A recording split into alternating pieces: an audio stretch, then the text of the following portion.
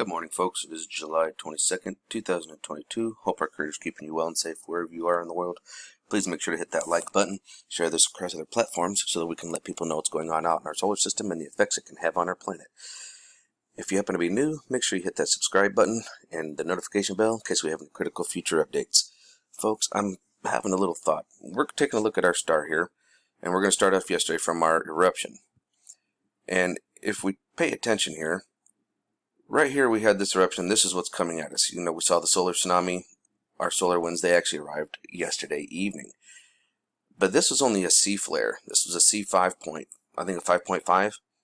And yet it's arriving today, which tells me that it was more powerful than what was originally predicted. And possibly the reason why we only registered as the C5 is because, sorry, this actually backed up, is because it was actually in the way. The plasma, when it erupted, the plasma got in the way of the flare, making the flare not seem so bright, so to speak, so that way we didn't absorb so much X-ray. Because why would a C5, without that much power behind it, be here in a day? It usually takes 4 days, between 4 and 5 days. So that tells me it was more powerful than originally predicted. Checking out our real-time solar wind. If we actually take a look over here, we can see every single one of these little purple areas right here up top. This is our BZ and our BT. If you want to connect it to our north and south pole, that's fine, because this does have to do with our geomagnetic field.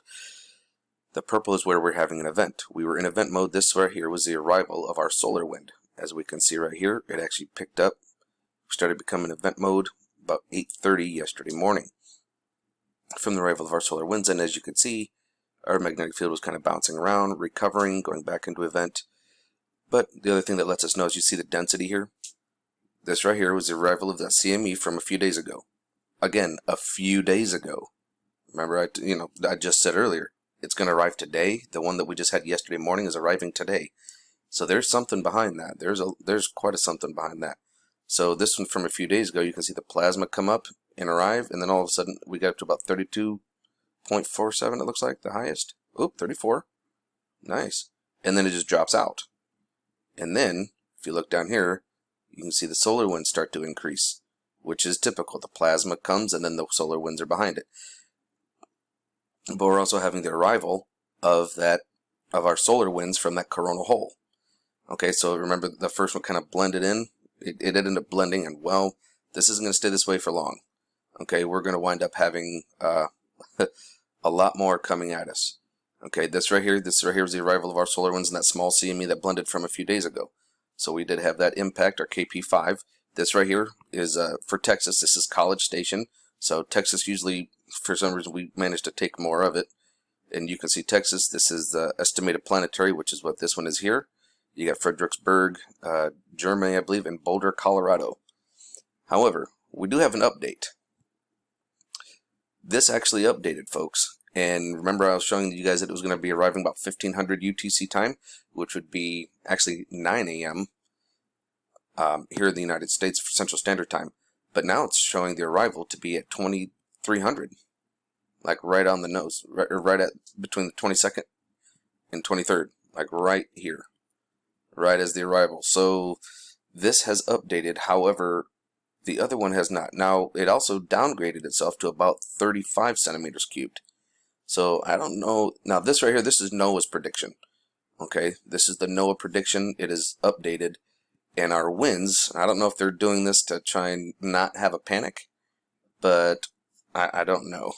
I'm still looking at this kind of going, But it looks like our wind speeds are only going to be about 650, close to 700 kilometers per second instead of 800, which is what they were showing yesterday. In fact, let's do a little backup on this bad boy. Take a look. If we look at this thing here, you can see this has not changed whatsoever.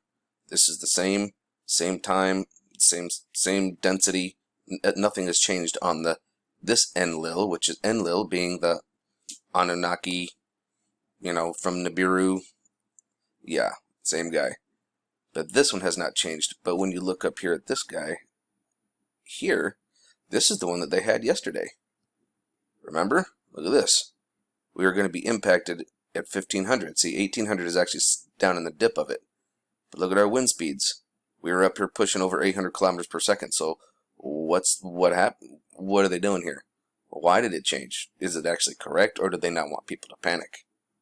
Taking a look at spaceweatherlive.com. We're over here looking at our flares. This is our flare activity, and as you can see, since this morning we literally started the day off with a C6.14, but we're starting to get back down in the baseline of living in B class.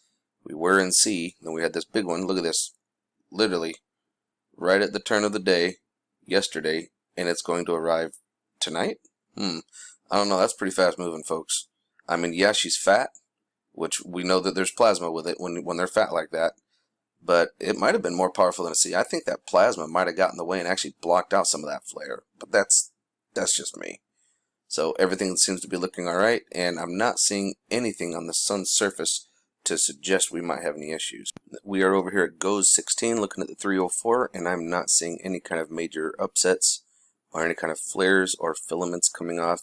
It almost seems like, because some of these sunspots are starting to turn the western limb, kind of seems like they're starting to calm down a little bit. So hopefully we'll get down in the B class and we'll stay there, but who knows. But I will be on it, and I will let you know as it happens. So remember, eyes open, no fear, and love is the only way forward. So the wolf out.